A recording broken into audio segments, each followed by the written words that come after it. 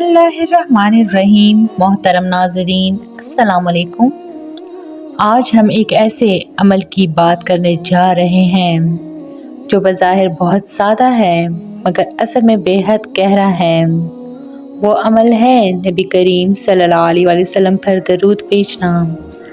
हम सब दरूद पढ़ते हैं, नमाज में भी, दुआ में भी, कभी कभार वैसी भी। लेकिन सवाल ये है, क्या हमने कभी महसूस किया कि ख़ास तौर पर रमज़ान में दरूद पढ़ने का असर आम दिनों से मुख्तलिफ क्यों होता है? रमज़ान रहमतों का महीना है। इस महीने में हर नेकी का अजर कई गुना बढ़ा दिया जाता है। तो सोचिए, जब आम दिनों में दरूद इतनी बरकत रखता है तो रमज़ान में उसकी तासीर कितनी बढ़ जाती होगी। आज की गुफ्तगू सिर्फ सुनने के लिए नहीं बल्कि अपने मामलात बदलने के लिए है।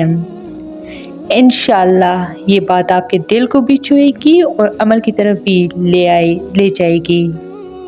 इस्लामी तारीख़ और नेक लोगों की ज़िंदगियों में दरूद शरीफ की बरकतों की बेशुमार वाक़यात मिलते हैं।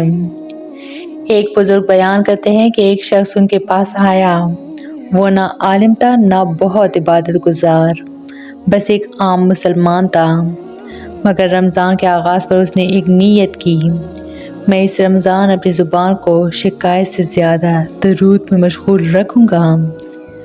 उसकी ज़िंदगी में मुश्किलात थीं, रिज़्क़ की कमी, घर के मसाइल, दिल की बेचैनी और दुआ के बावजूद बेइत्मीनानी। रमज़ान शुरू हुआ। उसने हर नमाज के बाद कम से कम 33 मरतबा दरूद पढ़ना शुरू किया। सहरी के वक्त चंद मरतबा दरूद, अफ्तार से पहले चंद मरतबा दरूद और सोते वक्त भी दरूद।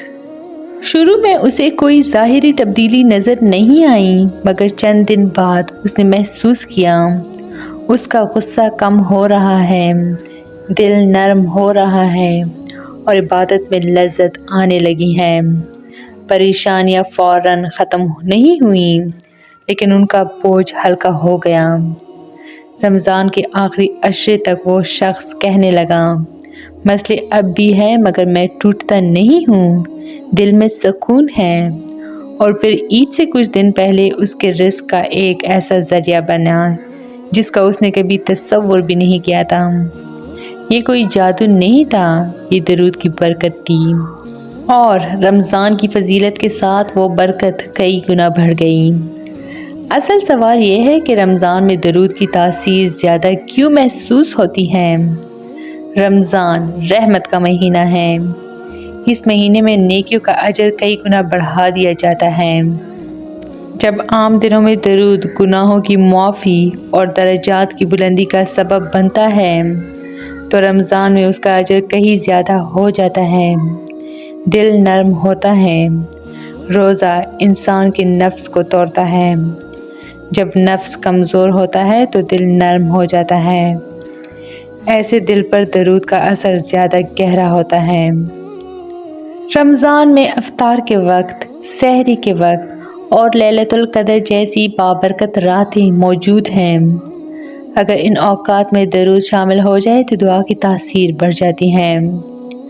उलमा फरमाते हैं, जो शख्स अपनी दुआ का आगाज़ और इख्तिताम दरूद से करें उसकी दुआ रद्द नहीं होती, क्योंकि अल्लाह ताला दो मकबूल चीज़ों के दरमियान वाली दुआ को भी कबूल फरमा लेते हैं।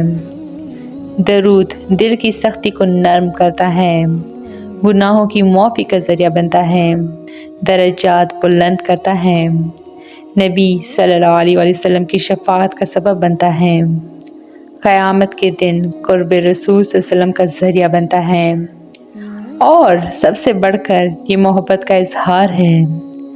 रमज़ान असल में मोहब्बत का महीना है। अल्लाह से मोहब्बत, कुरान से मोहब्बत और रसूलुल्लाह सल्लल्लाहु अलैहि वसल्लम से मोहब्बत। अगर आप वाकई इस रमज़ान दरूद की बरकत देखना चाहते हैं तो एक सादा सा मामूल बना लें। फजर के बाद कम से कम 11 मरतबा दरूद, हर नमाज के बाद कम से कम 10 मरतबा दरूद, अफ्तार से पहले दरूद, सोने से पहले दरूद। और जब दिल परेशान हो, किसी से शिकायत करने के बजाय दरूद पढ़ लें। کوئی بڑی تعداد شرط نہیں، کوئی مشکل وظیفہ نہیں، بس اخلاص۔ یاد رکھیں، درود کوئی کاروبار نہیں کہ بدلے میں فوراً نتیجہ ملے۔ یہ محبت ہے اور محبت کبھی ضائع نہیں جاتی۔